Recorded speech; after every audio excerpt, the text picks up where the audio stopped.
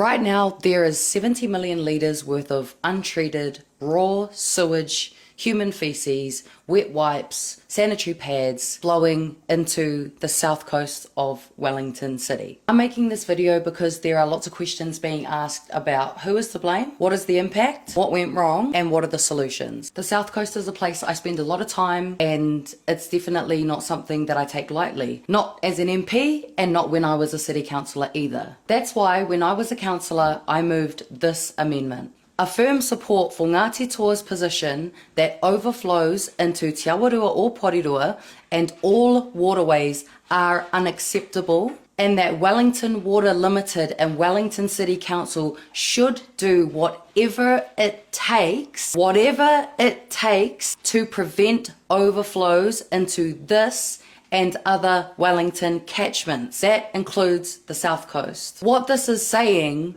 is Wellington City Council and Wellington Water figure out exactly what you need in terms of money and workforce to make sure that wastewater and raw untreated sewage and crap and pads and wet wipes don't end up in our moana on the South Coast, in Porirua, in Seaview, anywhere, period. No councils in the history of Wellington City have invested more money into fixing, maintaining and upgrading the pipes than the two councils that I have been a part of. What I can predict based on years of time on Wellington City Council is one, historic underinvestment. Councils over a really long period of time have neglected the maintenance of critical infrastructure like pipes and wastewater facilities for generations. Politicians standing for councils would defer maintenance of critical infrastructure so that they could keep the rates bill low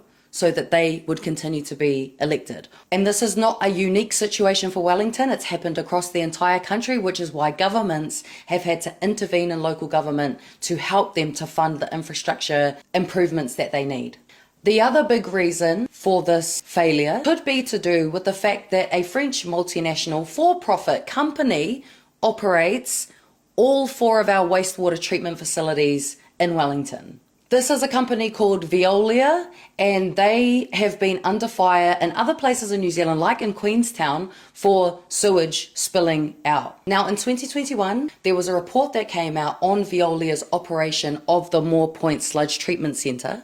And what that report found is that the Moa Point plant is understaffed, it has inexperienced operators, and there's a lack of executive oversight. One thing that a lot of people don't know is that Veolia is a member of an industry lobby group called Infrastructure New Zealand. Infrastructure New Zealand is chaired by someone called Nick Leggett, who used to be the Mayor of Porirua. He is also the chair of Wellington Water.